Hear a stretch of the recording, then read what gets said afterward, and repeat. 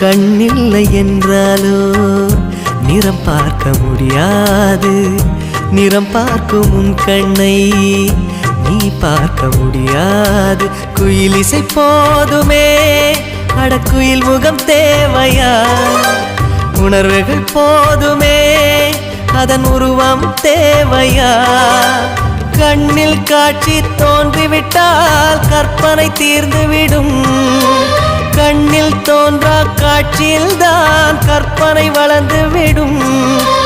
பாடல் போல தேடல் கூட ஒரு சுகமே. இசை பாடி வரும் இளம் காற்றுக்கு உருவமில்லை. காற்றலை இல்லை என்றால் ஒரு பாட்டொலி கேட்பதில்லை.